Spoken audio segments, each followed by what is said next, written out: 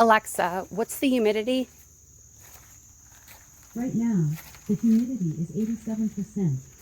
Yeah, so this high humidity that we've been having in Asheville has been causing a lot of problems with my tomato plants and plants in general. And yeah, you can see here that trying to battle some fungus. I tied these up today, though, to hopefully try and let them breathe. We do have some flowers, so hopefully I get some tomatoes, but this humidity is killing me.